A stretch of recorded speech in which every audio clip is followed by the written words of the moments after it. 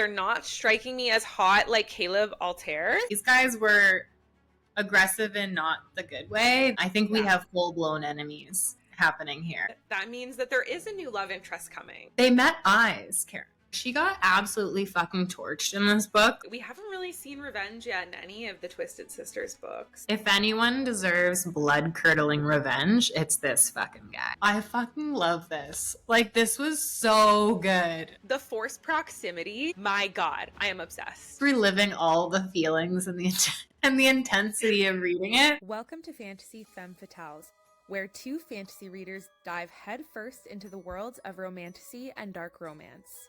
From fantasy deep dives to book club banter, we're talking plot, magic systems, and all the spicy details. So pour a drink, grab your latest obsession, and let's turn the page together. Okay, here we are, the last deep dive episode of Neverkeep, and we are covering chapters 36 to the end, and oh my God. Okay, this ending rewrote everything that we thought we knew about this book.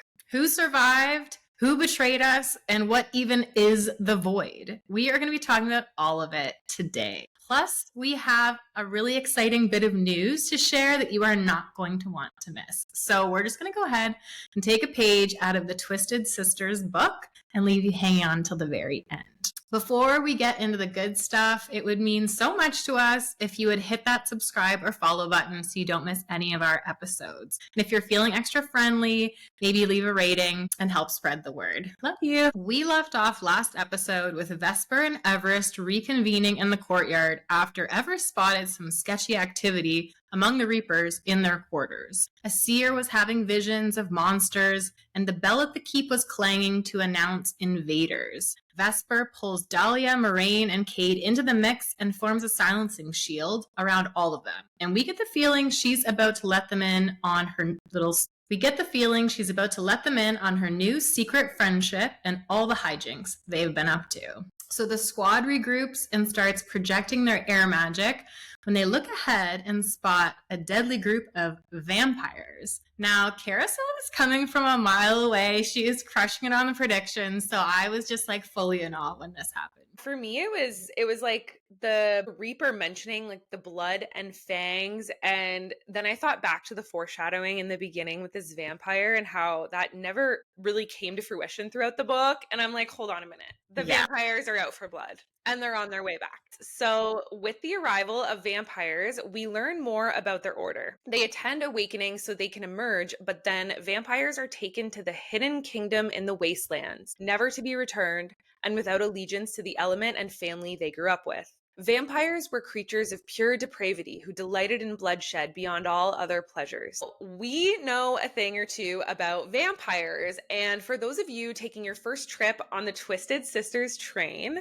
allow us to educate you. So Solarian vampires, they are super strong, super fast, and often sexy AF. And they sometimes assert dominance by selecting a source. So typically a non-vampire fae that they can take blood from regularly, since that is how they replenish and charge their magic. But these vampires appear to be on a completely different level. They have super strength that comes from the bond within the vampire coven. And it is said that they can communicate with each other's minds. So that is so interesting, especially because of other Zodiac Academy books. They're described as solitary and almost competitive with one another for sources. I just thought that was kind of cool that this new dynamic in this book actually brings them together instead of kind of pits them against each other. Yeah, I agree. There's like a leveling up going on with vampires in this book that is very cool. The mind reading, there's another little bit that comes up later that's also kind of unique. With the arrival of the vampires, the group throws up a shield and it works for a bit, but eventually the vampires manage to break through it. And at the same time, Vesper uses her power to draw the vampires' desires from them, drawing from his magic at the same time, which unfortunately leads him into bloodlust, which is basically a desperate state where vampires are super aggressive and solely focused on getting blood. And so in an effort to fight this vampire, Everest shares her magic with Vesper, and we get a really interesting reaction as Vesper feels their magic combined. It steals the breath from her lungs, and she describes it as an impossible unity and something that she could wield against all odds. So seems like a very natural fit. But the group decides to leave the battle and focus their energy on Everest's cause, finding Harlon and figuring out once and for all what the hell is happening beneath the keep. Firstly, these vampires are giving me the creeps. They're not striking me as hot like Caleb Altair. They're striking me as like crazed zombie war boys, and that is disappointing. I need them to feel hot. I need them to feel hot like Caleb Altair. That belief that we will, like maybe I'm being blissfully optimistic, but like I'm with you. These guys were aggressive in not the good way. They were like dirty monster vampires. But like maybe there's still time. I hope. I think that there might be. And I mean, who knows what we're in for in book 2. Something that stuck out for me in this section was this mention of Vesper reacting to how she felt when she shared magic with Everest. Something we know about magic sharing is that like it often requires an element of trust. Like it's not a natural thing for Fae to share magic because it's vulnerable and they're weakening themselves. They're like giving someone part of their magic, which they have a limited capacity of. So this felt like it was checking a box in your chosen ones theory, Kara. The fact that it felt so natural for them to share magic felt like, why would that be? Like, why does Vesper feel like she can just wield her magic with like no whim and there's a very natural feeling to it? It felt purposeful. Right. Yeah. The unity thing really got me curious. Like just, yeah, chosen one vibes for sure. It's interesting how they're able to commingle, and there's still got to be a reason why they're so drawn to each other. So I'm here for it. I just hope that Vesper is part of this prophecy. I'm manifesting it. She better be. Oh my God. After this whole Right? episode. They make their way into the Reaper's tunnels and have 5 aggressive vampires following them. The group fights as hard as they can. They're barely able to keep up with these beasts, just showing how strong they are. And we learned that the vampires have healing magic. It's something they thought only the Reapers were capable of, is this healing magic. So this unfortunately decreases the odds of this group surviving because the vampires are able to just restore their own magic and heal each other. Now, Everest gets pinned by a vampire, and just before he's about to bite her neck, Blue shows up and starts chomping away at the vampire's cheek, and then lets out this very powerful blast of energy that we haven't seen before. It sends the vampire smashing into a wall. So it is no joke. Blue has some skills we hadn't seen before. They manage to escape the group of vampires and find their way back to the cavern, with the archways leading to different lands. Vesper explains the archways to her friends, along with the sparkly grit, or stardust is what I'm going to call it. The group is confused. They are stunned. Kate in particular is very concerned who Vesper has told about these archways and the magic she found. And Everest spots an archway marked with all 4 elemental symbols, and she starts telling them that she can feel Harlon and taste the salt on her lips from where they used to swim together. So they pour stardust into the archway's crevice, and as it lights up, they hear the sound of more vampires approaching. Vesper shoves Everest right into the light, sending her on her way to find her friend. And Vesper thinks to herself, I couldn't help but hope that she found her copper-eyed fae beyond that door, because I tasted her desire and it had been so fucking sweet it hurt. I love her. I am like so obsessed with the way that Vesper feels for Everest. Like, that is just the way that she was like, go find your man. So cute. And like, talk about character growth. That like Vesper has these soft spots for her girls, but like she's been through hell and she's got this kind of like rough boyish way with like Dahlia and Moraine, but she's got this sweet spot for Everest that she doesn't really ever talk about. And Everest really doesn't reveal the same feelings. She keeps her cards a lot closer. I think she has been very standoffish, but then she'll embroider a bathing suit, and that's just like, why do I have butterflies? Like, that's so cute. It's like you're doing your best to hide your feelings, but it's not working. Everest's confidence is like 0, and so she just like can't fathom anyone seeing anything in her, where like Vesper doesn't have that issue. She just like doesn't need anyone. And so I don't know, she finds this like little space to give Everest credit inside of her mind. That was like one of my top quotes from this book for sure. I think there's something to the vampires having healing magic It felt like, I don't know, convenient that they might share magic with the Reapers when they're then like kept off on their own on this like island.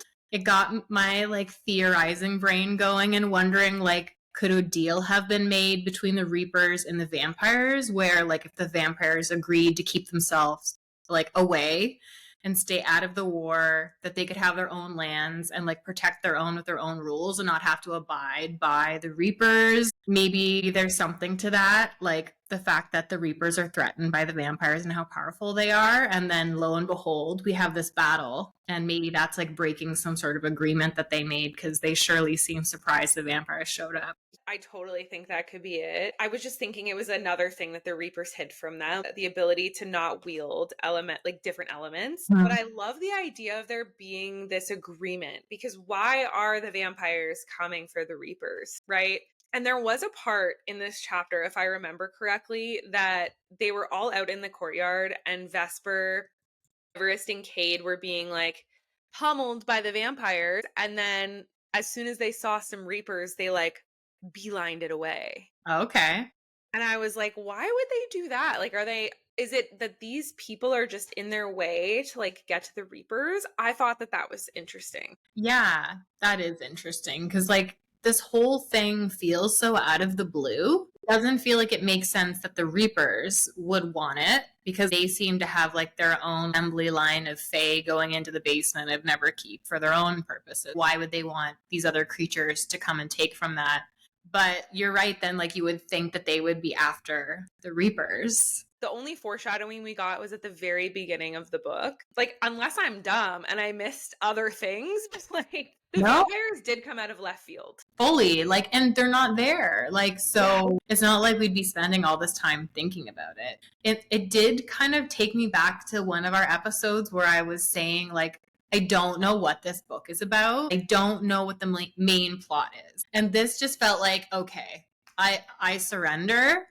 Like, why? Again, I'm like, here we are again, feeling like we're getting a prologue for a first book because seriously, so much we don't know yet. And we know how much things can evolve throughout their series. So yeah, I'm just along for the ride, hoping for the best. Before we move on, Blue coming to the rescue. That was so cute. And that was also the first time that we've actually seen his powers come to life, which I thought was kind of cool. I don't think that I've been as attached to like a little familiar like this creature in a long time. I feel like I have a very clear picture of what I think Blue looks like in my head, probably because I've watched a lot of Pixar movies. And so I've like excited that it's like this adorable little blue dragon. Final thing that I just can't wrap my head around are these archways and all the different areas that they actually are. I am not understanding what constitutes one having 4 elemental symbols, one having 1, one having 2. What does that mean? I still kind of keep going back to like the different regions in the Celeria universe, but I don't know. I don't think my previous theory was correct, and I don't have an inkling as to why there are so many archways and all of them are different. Yeah, it's a puzzler, that's for sure. I think that Everest had a full Hail Mary here, just picking the right one to go see Harlon. I was like, no way. But whatever, you know, you need the plot to develop. But like, I'm with you. I'm like, I don't understand. We haven't been introduced to that many lands. So where do they go? It makes me wonder, could they be setting this up to be like an actual universe, like the Brandon Sanderson Cosmere? That would be very fun. Like, especially when we get out of the blue a book 3 title, Cindervale, and I'm like, where the fuck is Cindervale? Like, if all the books are places, like, are you kidding me? Like, what do you mean? I know. Book 2 isn't even out yet, which is just ridiculous. I don't think they sleep. Yeah. You know that line that's like, you have the same amount of hours in a day as Beyonce? You have the same amount of hours in the day as the Twisted Sisters. How do they do it? They've written more books than years that I have been alive. The group of vampires attacks Vesper, Kayde, Dahlia, and Moraine, and they manage to thrust a group of the vampires into one of the archways. But the leader of the vampires remains, attacking Kayde. Vesper goes after him and is thrown into a wall before he tears into her throat, immobilizing her magic and bringing her close to death. Dahlia comes to the rescue, killing the vampire, and the ladies help Vesper up, weak and drained of magic. She looks for Kayde and finds him, eyes filled with a powerful hatred. And then she hears a painful cry from Moraine. A sliver of silver protrudes from her chest, then is ripped away as she sees a shadow stalk toward them. Kayde. Moraine was dead. I blinked at the man I had offered my blackened heart to, a mask seeming to slip in his features as he looked at me with feral hatred, his desires lashing against me with the bloodthirsty need for death. My God. He lunges for Vesper, but Dahlia steps in, taking a knife to the throat that had been aimed at Vesper. Now Dahlia is dead too. Why? She screams. Okay. Come on, Kara. You got this. Fuck. This is like visceral. Okay. Why? She screams. You made it so fucking easy, Vesper. I thought you were what stood between me and the prince, but you weren't, were you? You were so fucking desperate for love that the moment I offered you a hint of it, you were mine. And you never even questioned it, did you? Now I have a prize far better than the head of a prince to offer my sovereign. You just gave me a path right into the heart of your nation and all the others besides. I'll be praised above every warrior in Avanis for winning this war for him. I'd expected a creature built for seduction to be more wary of it. Absolutely fucking brutal. This was so upsetting. I absolutely screamed. It was rough. I screamed, I cried, and I cursed Kayde's name. This broke me. This absolutely broke me. I could not believe it to be true. I mean, I knew Kayde was up to something. I kind of saw him being in like the workings of a rebellion. And I hoped he was just trying to be like cryptic and there was going to be this mystery unveiled. I wasn't ready for him to be part of the Stonebreakers. No, me either. I mean, like, I had to read this part twice. Like, I had the same, like, okay, I feel like he's betraying her, but excuse me? You just took down both of her girls? Like, it's nothing. That was brutal. In this part, Vesper is like literally looking at him with these like longing eyes. She's like, the man I gave my heart to, like watching him fight alongside them. And then he turns around and stabs her friend in the chest. And you're just like, the writing at this part, I was actually so impressed because I was like in Vesper's brain, confused, and I had to reread it. And I was like, wait, what? I was confused too, actually. It was a little cryptic the way, like, it was very, like, they brought you into this moment of, like, chaos. Yes, that's right. Kayde, we trusted you, you traitorous bastard. Horrifying. All the girls that like the toxic boys just got a lesson right here. You never know when you're about to be stabbed in the back. So, yeah, basically, Vesper realizes that he's a stonebreaker and that stonebreakers have known about the Reaper's secrets for years. And nothing actually prevented them from awakening their elemental magic anyway. Vesper then, in a fit of desperation, tries to steal his magic with her gifts, but she had pretty much all of her magic taken by this crazy vampire, so it's not enough. And Kayde attacks her with his earth magic, and she crawls into one of the archways and pulls some of the sparkly grit from her pocket and activates the archway, throwing herself right into it. And next, we get a nice little surprise. A Bastian chapter, which happens to be the name of our prisoner dragon friend. Bastian hears a sound and then smells some human flesh. He was dying, and he had been ever since he emerged as a dragon and was presented to the Reapers as a miracle by his father, who believed his emergence was a symbol of his supremacy. Bastian was heir to the crown of bones. What is that? We don't know, but hopefully we'll find out soon. Vesper and Kayde come running into the cavern. Vesper runs toward the dragon, and he observes a feeling of agony in her. And a strange exchange of energy occurs as they meet eyes. He unleashes a blast of fire and actually hopes to free Vesper from this world through her death, leaving nothing in its wake. Vesper dives for the dragon and lands on the dragon's foot, saving her from the blast. Kayde just barely survives himself and watches Vesper lift the axe she brought with her down on the dragon's chain, setting him free. Vesper spots Kayde about to break free from the cavern, and Vesper, desperate to avenge her sister's lives, calls on her blood magic, trying to pull him back down. But she was borderline powerless, lifeless, barely maintaining consciousness after the injuries she'd taken. So she paints a symbol on her arm and calls out a curse, latching it to Kayde's soul. The cost to wielding this dark magic was far greater than any I had ever paid before, but I gave all I had to see it done. to seal the spell and force the poison of my words to fester in his blood. And with that, to the sky. The dragon then tears the roof open, but shelters Vesper, saving her. And she looks into his eyes. Something calls to her, like a shared bond from the agony they shared. And then he was gone. She finds her way out, and she spots Wrathbane, realizing exactly where she is. She recognizes a new feeling. She was home, yet she knew she would never feel at home again. The Sky Witch was dead. Damn! Crazy. This was sad. Rest in peace, Sky Witch. We loved you. And Moraine and Dahlia. Like, what the fuck? For real. There's no way they're going to be enemies to lovers. There's no way. Like, I would never forgive someone for that. No, I don't. Yeah, I think all hope is lost on that one. I think we have full-blown enemies happening here. Yes. But as devastated and shocked as I am about it, that means that there is a new love interest coming. Bastian. I literally hope so. Like, I keep thinking to myself, what are the odds that he's not like 1,000-year-old Gandalf type and that he actually is hot? We don't have a lot of experience with like aging Fae in Solaria, so like it's a real toss of the dice. He could be 300 years old and look 300, or he could be like, we don't even know how old he is. I felt something. I hope it's Bastian. They met eyes, Karen.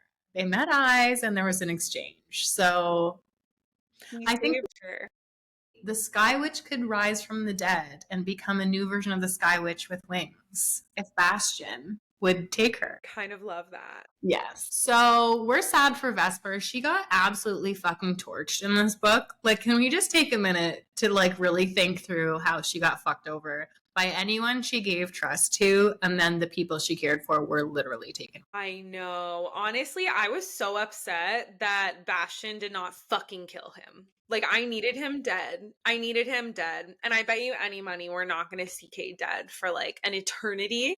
Yes. And it's going to kill me. The sliver of hope that I'm holding on to is what we don't know what this curse is. Like, true.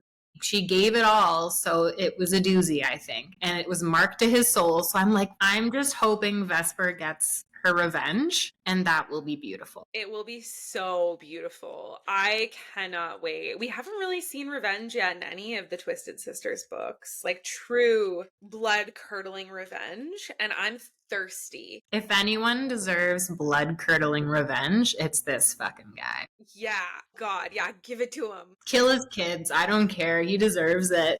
Kill his kids. I love it. Put him where everyone he's ever loved. Yeah. Kill every single Stonebreaker. For real. Like, you don't know what you just started, Cade. But can we talk about the Stonebreaker thing for a second? I'm just like sad that I didn't have any predictions on that. It really threw me. I was like, okay. I feel quite confused. It makes me want to go back and reread the Dragor scenes. How was Cade just there? And like there's this whole story about where he came from and how he became a Sinfair. The only way that I can make that make sense in my head, because we don't have enough information, is like the Stonebreakers were starting a rebellion years ago when Cade's family like rebelled, I guess. Mm-hmm. And then like all of the airwielders died when they went to war with the Stonebreakers. Like, I'm like, if it goes back that far, but like still, how does Cade have like this whole alter ego story? It's weird. It is weird. The only thing I can think of is that his fake story goes back to even like his parents. Yeah, that's a good theory, because like he got in with the prince and all of them. Kind of, right? Like, we don't get a lot with like Cade and the prince. Obviously, if they were like, who is this guy? He wouldn't be hanging around. So TBD on that. We'll just keep our eyes out, I think. Yeah. I'm curious to see how this comes to play, especially him knowing that he has like another element this whole time. Everest arrives beyond the archway and realizes she doesn't have a way to get back and feels guilty for leaving them with the vampires. The walls around her shiver with silver and the walls around her shimmer with silver, and there's a humming sound in the background, a feeling of power building in the air, the root of it dark. She follows a path to an opening with a dark liquid coiling across the ceiling. Beneath it was a circle with 20 acolytes tethered to pillars by magical silver chains, and there he was, Harlon. Runes cut into his chest and his body limp, but he was breathing. He wakes up and tells her to run, that there's no escaping. Meanwhile, the power in the air grew thick. Sconces on the wall burn out as a gust of air sweeps the room. She calls for Blue, but he doesn't come. Power unleashes and races around the chamber, waking the acolytes and causing them to scream. That dark monster feeding on the acolytes. The feeling of death moving through the room. Its power moves closer to her until she feels the weight of its gaze on her. She gives it her name. She tells it, I don't know what you are, but I know that my fate does not end here. I am destined for more. Its power slams against her, taking control of her mind and sifting through her thoughts and memories, like it was examining her value piece by piece. But it releases her, and then it's gone. Crazy shit. Also, I'm super glad that Harlon didn't end up being a villain here. I really thought that they were going to throw us a curveball with that one. I'm glad he's just getting the ever-living life sucked out of him instead. I was like, oh, he's alive, so that's good. Right? I was like, somehow he's not like betraying people, which I'm like, that's better somehow. He's just kind of there, you know? I'd love to love him, but I don't care. You know? Don't care. I don't give a shit, Harlon. Sorry. I'm just glad that he took care of Everest while he was needed, but she's a bad bitch now, so. Yeah. It's not looking good for Harlon, and thankfully he's not been that useful. Now, I have to say, this liquid writhing creature thing in the keep down there, I have been holding back this entire book, and I just feel like in this scene, everything that I have wanted to say really came to life. And so this creature thing completely reminds me of the smoke monster from Lost. And Kara, I don't know if you watched Lost. Like, I wasn't a Lost girl. I've thought about getting into it, but I've heard it's like way past its time. Yeah, I think it's like the ship has too sailed. late now. There's a smoke monster. This is what we all affectionately call it. And it basically like reads people's memories and spirits and minds and to determine whether or not they should live or die. And so this was like, this is the smoke monster is actually what's being kept below the keep and that they're calling the void. So amazing. I actually have a bit of an affinity toward this writhing creature because I think there's a little justice in the mix when it chooses Everest. Like, it was like, no, you're cool. I need to know more about what this thing is. I have some thoughts, but I mean, who knows? Who knows at this point? Yeah, there's a lot of mysteries going on here. Okay, so at this point, a Reaper enters the room and takes control of Everest, pulling her to the front with vines about to tear her apart. You'll be sacrificed to the void, and your pain shall be the first payment, he says to her. They found the weapon the Elysian prophecy had spoken of, and here she was, helpless again, being whipped by the Reaper, feeding that monster her pain. Her fear and anger then turns into rage at the injustice of it all, of her entire soul, of her entire life, and it awakens something cold and dark in the depths of her soul. So she rejects her failure. Power spewed from her in an unimaginable wave, the darkness inside of her spilling onto the outside and eating through the vines that were holding her in place. So she attacks the Reaper and begs him for answers. But he tells her she can't release the acolytes, only the Grand Maester can, once the ritual is done. So the Reaper then tries to cast at Everest, but his fingers only flex, and no magic comes out. And then fire blooms out of the corner of her eye as Kaiser stands there in his full fury form. Blood-red armor coating his skin from the waist, 2 curved black horns curved up from his head, and his eyes blood red. And on his hand was blue, coiled around his fingers. She looks at the creature with confusion, and Kaiser says, "My sayer dragon, Halcyfiend, what a traitor you are turning out to be, Silka Levin." We love him. He's literally done nothing redeeming whatsoever, but we just love him. Literally the face of the devil, standing there in full horns and blood red eyes. And we're like, Kaiser. Literally. Yeah, I'm obsessed. We love him. You know, he just seems to have more of a plan than Cayde. You know, Cade's just stirring shit up. I absolutely gasped when he found her and saw her like powers for the first time from the Reaper. It was still kind of like, look what she can do. Like, you're lucky, buddy. Mm-hmm. Yeah, he's not underestimating her. I think we've been a little confused this whole, well, at least I have. I'm like, why? Like, why does he keep letting her go? Right. And I think in this scene, the next scene particularly, he sees something that other people haven't seen. And we do love that about Kaiser. Giving our girl credit, even if it's very complicated circumstances. I think one thing that is important to note in this little section before we go on is the quote, "You'll be sacrificed to the void, and your pain shall be the first payment." The Reaper says this to her when she attacks him. And this sounds like we're talking about the smoke monster. Here again, the void, the thing that's sucking the life out of the acolytes. So it definitely sounds like the Reapers think that that monster is the void.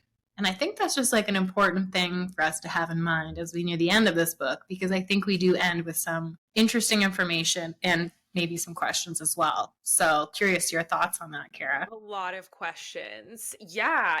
I mean, in terms of that being the void, I'm not sold. I don't know. I think whatever the Reapers are doing is misplaced. Like 100% misplaced, whether that's the void or not. I feel like the method at which the Reapers are trying to like get this power is so wrong. Like, Okay, let's talk about Blue for a second. Because we love Blue, but like, what the fuck, Blue? I was literally having heart palpitations when Kaiser showed up and Blue was just like dangling on his hand. Like, I did not think that that's where that was gonna go. I kind of love it because also like Blue does still like love her. Like, we get the feeling that like she's like, be nice to her, but like, come on, Blue. Like, what the hell? no, I know. There are far too many traitors in this book for my liking, and it has been extremely hard on my nervous system. Like, I can't. I can take a couple assholes like Ransom, Commander Rake, and Prince Dragor. Like everyone's a villain. Yeah. Everyone is a villain. Yeah. I don't think Blue's a villain, but you still backstabbed us. You played us. Everest antagonizes Kaiser, blasting him with water, but he retaliates by sending his hounds for her. And meanwhile, Blue chirrups on Kaiser's shoulder and bites at him. "On your knees where you belong," he commands Everest, lifting Everest's mother's sword above his head. In that moment, Everest channels the dark power toward Kaiser, and the hounds vanish in an instant. The two of them begin a dagger fight, Everest losing her grasp on her power and Kaiser recognizing it immediately, telling her that once she figures it out, she will be a threat to him. He knows something about it that she doesn't. She threatens him, swearing to make him fear her before she kills him, after she's learned how to wield it. "Death would save us from all of you, but that would mean your gifts would be wasted," he tells her. Kaiser tries to take a hold of Everest again, but she's filled with rage, drawing the dark power into her grasp and directing it straight at Kaiser. His powers and his armor disappear. "Void," he says. "Seek the void." "Seek the void, for it shall guide the victor to their glorious path. A weapon of purity and the gift of Null. That is what you are." Crazy! The weapon of the void has been sought for centuries. It was fabled, little more than legend. But Everest doesn't believe him. She believes that the void is the writhing liquid floating above them, but now it holds no sign of the terrifying presence it held before. Crazy shit. Everest is the void. This was wild. Like, this was like, what? I mean, we had a feeling that Everest was part of the prophecy. I have a feeling like Vesper's got to be involved somehow too. But I had truly kind of thought that the void and this weapon of purity were going to be some sort of magical objects that they had to find, not actual people in the story. So yeah, it's an interesting turn of events. I was also not thinking it was like the writhing creature, like until we were right in front of it. Yeah, it just feels like it was staring us in the face the whole time, and it's just like, for real?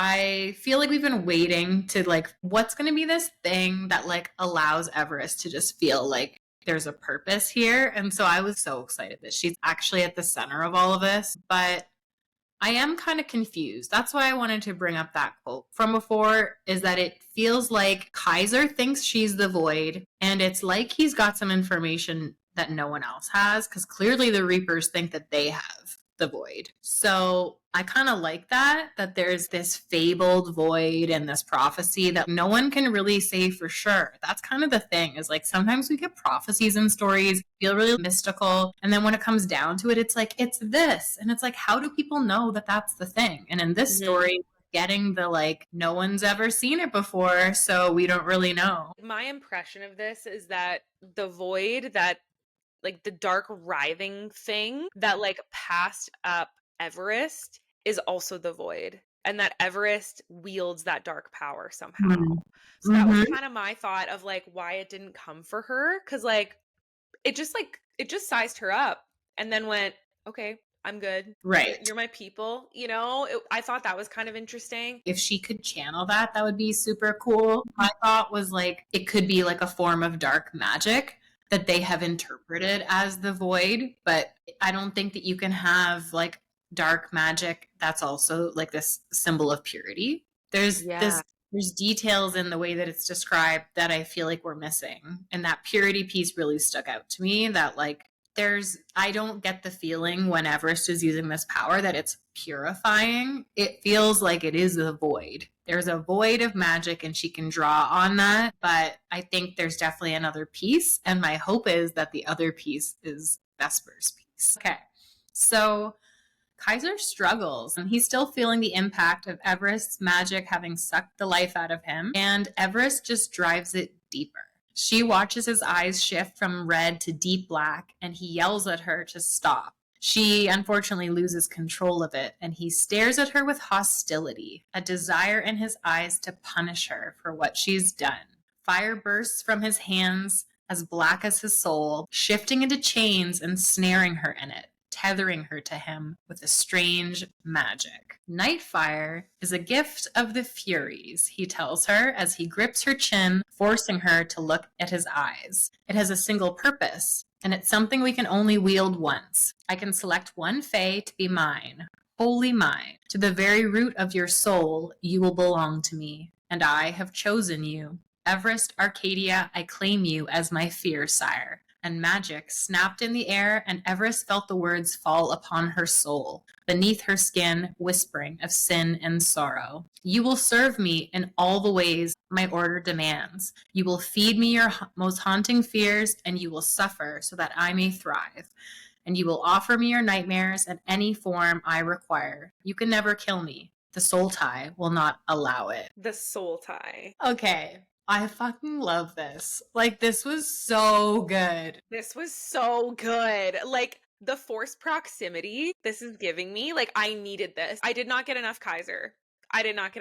Book 1. My God, I am obsessed. It's so good. And it is so, like, not what I was thinking. Like, I didn't know what I was thinking, but I did not think that it was going to be this. And, like, this is just, like, what they're so good at is, like, finally, Everest is like this powerful, supreme being, and then like, nope, now she's captured. So they are so good at that. It's like infuriating though. I wish that they would be a little less good at it. Give me something, like throw me a bone here. But I do love that they're just intertwined for the near future. Oh my God, I have butterflies. I think this is the bone, Kara.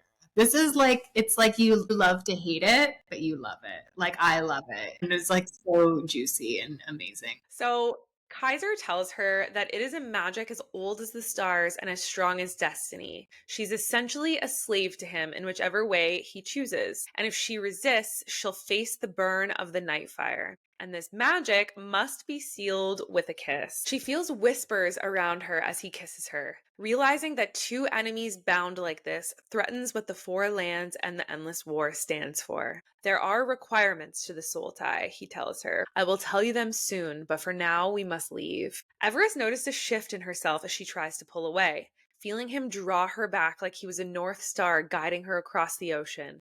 A fire burning in her chest as she tries to resist. Why did you do this to me? She asks. Because the void has to be delivered to Pyros, Silka Levin. You must belong to me, and you must not tell a soul of what you are before I bring you to the matriarch. Everest pleads for Kaiser to let her go to Harlon and save him, but he denies her, staring at Harlon with a hint of envy or something much darker, more volatile, deep in his eyes.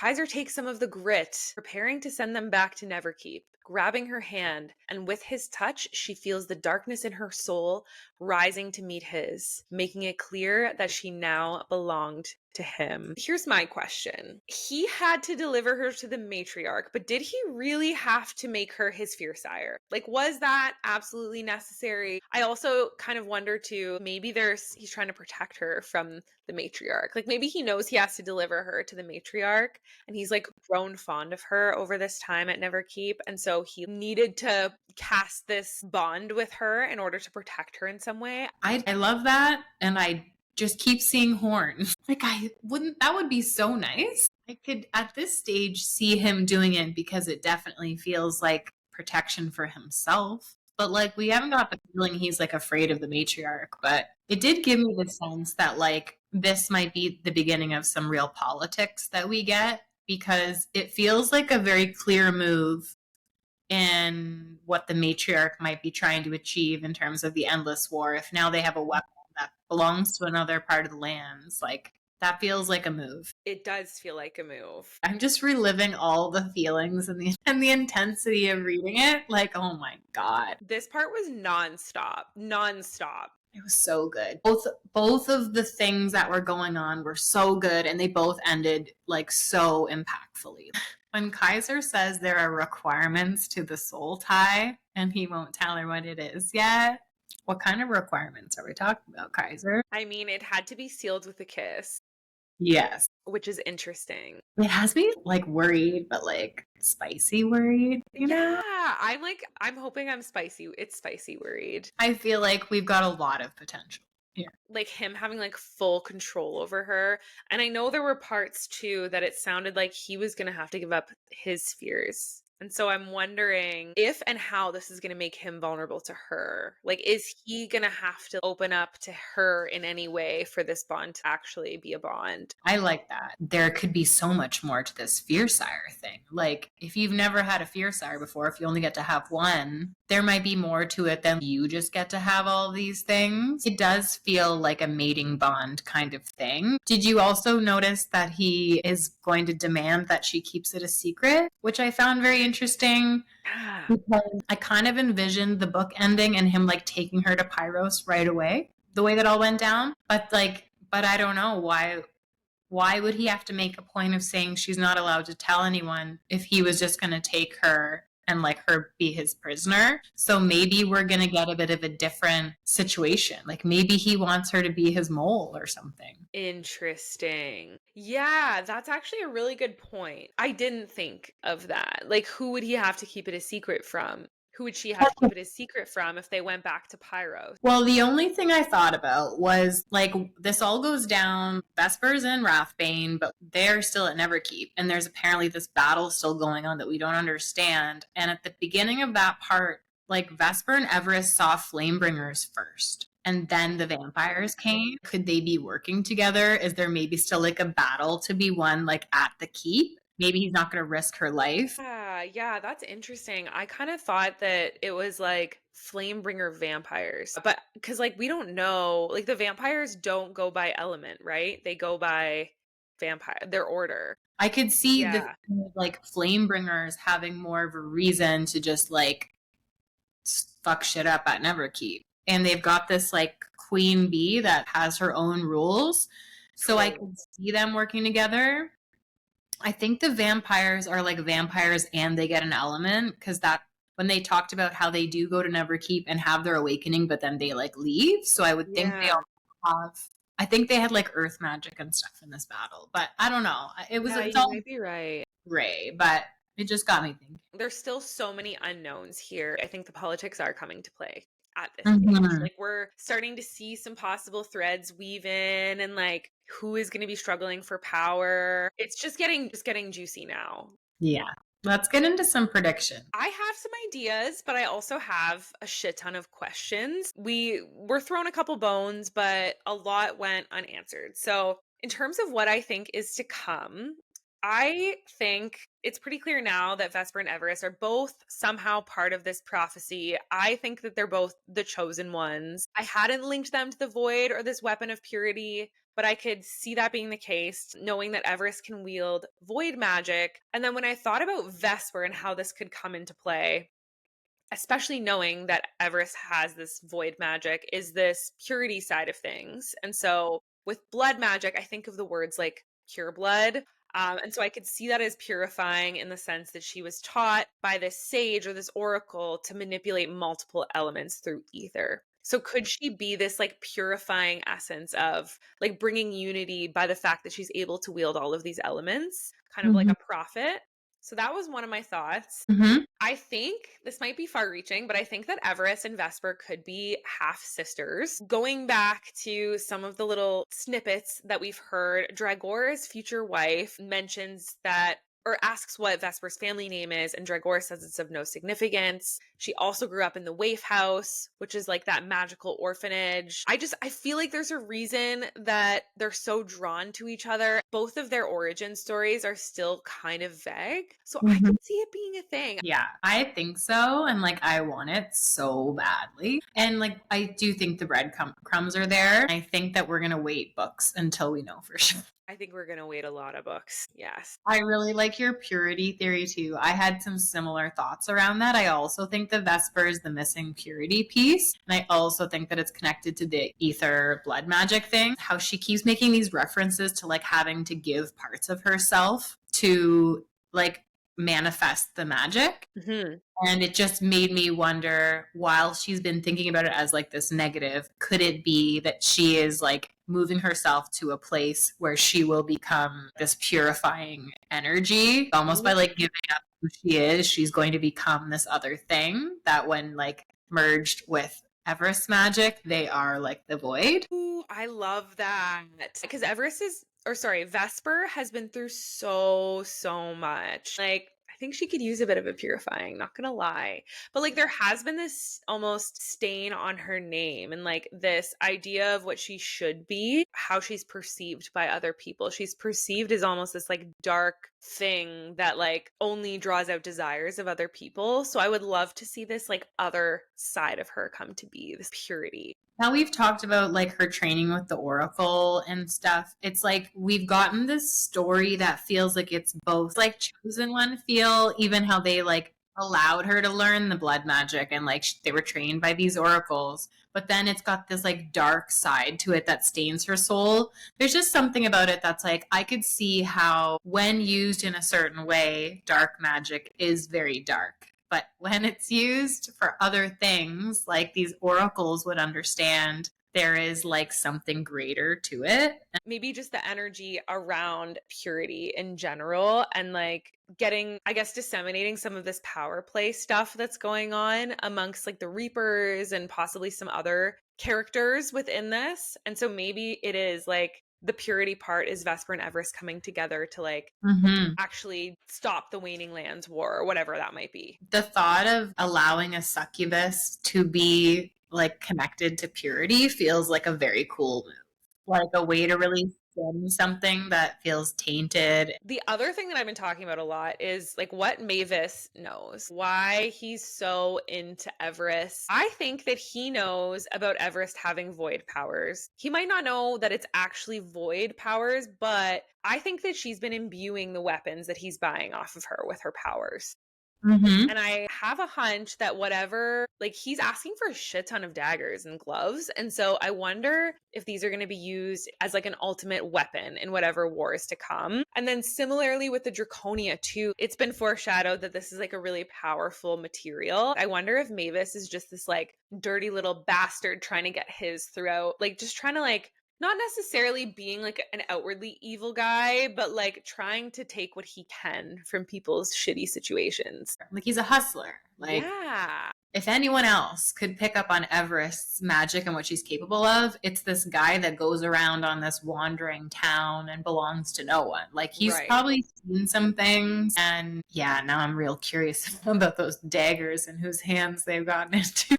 I know. And I really need to see Everest with her badass. Like, I want to see her like giving her weapons to Vesper, and I want to see them go like absolutely batshit crazy on Like whoever. Everest needs to like make Vesper some personalized weapons. Right? It would be so good. I'm obsessed. I hope we see it in book 2. Because there's like, what were they called? The things that Vesper was flying around on that had like runes and stuff. They each have one, but it's like, I feel like Everest could make those. Like, they're like magic imbued thing. I pictured it as a broom. In the next book, I think we're going to see Everest start to try to hone her void powers amongst all of this stuff that's occurring with our boy Kaiser. And I'm hoping that maybe it'll be a little bit more focused on how Vesper plays into the prophecy. I think this time it was very focused on Everest and putting together those puzzle pieces. So I'm hoping we start to see the same there. Well, I think we're going to continue to see this misuse of the prophecy and the power that they want to control the war, control the elements between the Reapers, Cayde, the Stonebreakers, and the Matriarch, possibly. While Vesper and Everest, I'm hoping, are going to be the ones that are going to try to unify all of the different elements and the factions. Although I have a sneaking suspicion it's going to be 25 books before we get a conclusion on that. No one knows how many books it is. And all over Book Talk, someone will be like, yeah, I think it's going to be 3 books. Yeah, no, I think it's 5 books. And I'm like, you don't know, honey. We don't know. But sure, if you feel better starting Never Keep knowing, thinking it's 5 books, jump right in. We're right there. But you know what? I'm with you, Sarah. I don't think so. I think that I would be shocked. Okay, so I know that they were recently signed to, are they still indie, or were they signed to a publisher? What was it?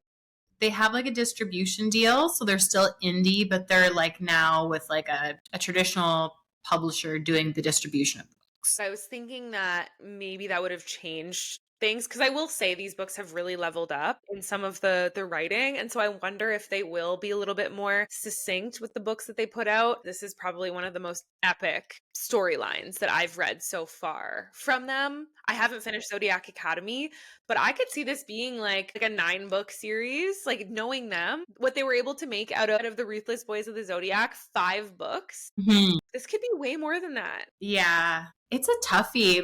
They have that Kings of Quarantine series that I think is 5 books, and we haven't read it. But I'm they're capable of doing 5 books. Darkmoor is 4 or 5. Ruthless Boys is 5. I just don't know, and they're not talking about it, and they literally just announced a book from a whole new series. So it's you just have to just go along for the ride. Right. But either way, I do like that whatever they're doing with their editing, it seems to be leveled up a notch. And so it's very well paced and enjoyable. And I feel that's what we're going to get in this series. I just had a thought. What if it is 5 books and it covers off all of the different factions, Never Keep, and then Echo Fort is in the Air Kingdom, right? And then Cindervale. It's looking fiery. Right. And then Earth. And then water. So, well, I think Never Keep is the water one, because it's on the front, I think. It? Okay. I thought that was the place where everyone came together. Who knows? I think it has something to do with the elements, though. So that could be cool. I like that. You're right, because Never Keep was black and white. Yeah. I keep picturing the fish, but I think there's a lot going on. That would be pretty cool if they did a book for every element. Echo Fort is blue, but you're right. I think it's going to be air. It's going to be air. Anyway. So these are just things that are questions for me, things that I'm trying to keep my eye on. The one thing that I can't shake from earlier chapters is this quote of the Reaper saying, "She will not fail, and she should be here already. And she will do as she's told by the Grand Maester." Who is that? Who is that? It could be Everest or Vesper. That was kind of my initial thought, but they're not really complicit in the Reaper's plans, and this person sounds like they do know what's going on with the Reapers. She should be here already. She will not fail. So yeah, I think this person, whoever the she is complicit in whatever the Reapers are doing, or using the Reapers to their advantage. I think it could be the matriarch, maybe playing into the Reaper's plans or having her own agenda. And then also, who the fuck is the Grand Maester? I didn't even think of that. We have no idea who that person is. I feel like they're going to become more prominent. It's just that they've been pulling the strings in the background. But we don't know who they are. We don't have any info at this stage. So just a couple things that I'm just going to lock into the back of my mind for book 2 and hope to God we get some clues. Yeah, I like that, because they The Grandmaster was referenced at the end part with Everest as well. And like saying like only the Grandmaster can like bring down these acolytes from the chains. There's a missing character here who clearly is very powerful. And I would friggin' love it if the matriarch was involved. Like if we get the matriarch in the next book, I will be so happy. Like I feel like she's going to be like Vesper level fandom. Like we are going to be obsessed with her. That's my hope. We love an old witchy hag. And like, I'm not saying that she'll be a hag, but we do love a crone witch. It's giving crone witch like bad bitch vibes. So I'm here for it. Well, and I think she decapitated someone when she was 16. So like she has to be a bad bitch. Okay, let's give us what you got, Sarah. I can't wait. So some predictions.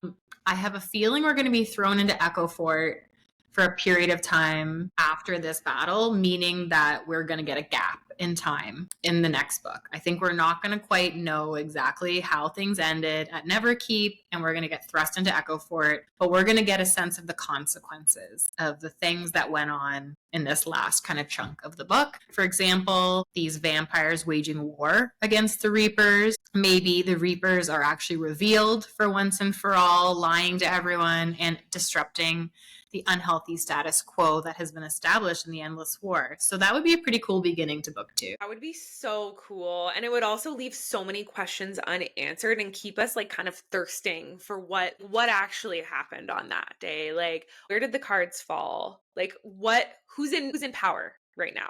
Who's in play? I have a feeling that's the feel we're going to have for a while, is like them giving us a bit of a glimpse of these different perspectives that are happening in the war and not getting clarity on. It's going to be a lot of moral grayness, I guess, is what I'm getting at, and giving us different perspectives of how people are trying to survive or win.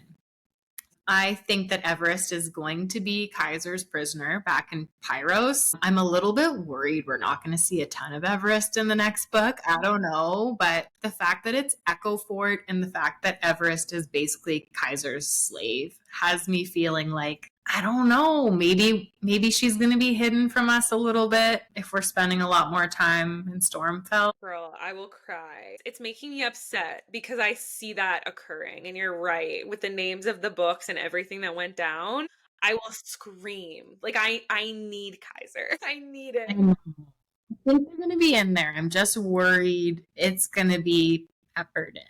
My other part of this theory is that I think that if Everest ends up at Pyros, that it might give her an opportunity to explore another element. And I still keep feeling like she's got another element. So that would be a pretty cool kind of segue into that plot line, is if she's in the land of fire, that she might be able to like manifest that element. I love it. I think she's totally hiding this fire thing, and I need it. Don't make me wait until Cindervale for that one, please. I know. I've got a bad feeling about Cindervale just kind of dangling Pyros in front of us, which is just a guess, everyone. We don't even know where Cindervale is, but we can only assume based on the red cover that it's in Pyros. Vesper now is completely abandoned. So my guess is she's going to find her way back to Echo Fort and somehow feel called to find Everest because she has no one else. Literally, she only has Everest, and it's like a thread of a friendship. But maybe she will feel this call to go after her and maybe save her. And that might help us figure out what Everest and Vesper's kind of combined magic is all about and how they're connected to the void, and Vesper being this like terrifying piece. Yes. Oh my God. Yes. I want them together more. Like, I want to see, like, where we started to see Everest's powers come to be. We're starting to see Vesper, like, getting little sprinkles of how she might be involved. But I want to see them, like, girl gang. Especially now that the Three Musketeers are no longer. I could see Vesper being fully disowned by Dragor. That is in my theories here as well. I think that Dragor knows what she's been up to with Cayde, and they just haven't come head to head. And so I think that she's about to get a rude awakening when she sees him again, and she might just be completely disowned and needs to find another place to belong, and that might be with Everest. So, you know, in the end, might be a great thing, but I do kind of feel like Everest got a bit more Vesper has a bit more heartbreak ahead of her. She doesn't have a home. So it's very sad. Like, they really did her dirty in this book. Like, horrifying. I thought it was going to be Everest getting the shit end of the stick the most throughout this book. So I thought that was kind of a clever switch up yeah, to really kind of like pull the wool over our eyes and give us like double betrayal plus Dragor possibly dangling in front of us. It's just crazy. man, I feel like Dragor is going to go off. And like, you know, we think that Everest is Kaiser's prisoner. Like, I don't know. I don't know about that. I am hoping and praying that we find out about the curse that Vesper put on Kate because it wasn't really explained, but that whole like latching to his soul. My guess, my dream is that she was like smart enough to curse him in such a way that if anything happens to her, that he also dies. I want it to be like even more sinister. I want it to be like a torture thing. Like, I want him to be like her little voodoo doll to use however she wants. I think there's something along those lines. Like just the way she described her, like latching to his soul. She's digging deep to do something dirty here. I think that has to come back. She's going to be pissed as fuck in this next book. She's going to be out for revenge. Yeah, I wonder how that's going to affect her relationship with Everest too. That's something I hadn't thought of. Like, Everest is technically the only person that she has left, but they're not even really friends, right? And so I imagine she's going to be even more closed off from Everest than she was before, possibly, which sucks. Like, I don't want them to be back to square one or in a shitty position. Mm-hmm. I kind of just want her to fall into Everest's arms and for them to be besties. But yeah, it's going to take a while to build that trust back up. I think that, like, if Vesper knew what had happened to Everest, I think that would be the game changer. All that's happened to Vesper, the thought of someone else being abused that way, to have their freedom taken away, and all of that. Like, I just think the Vesper wouldn't stand for that, knowing that Everest has a pure heart. Like, that's what she's.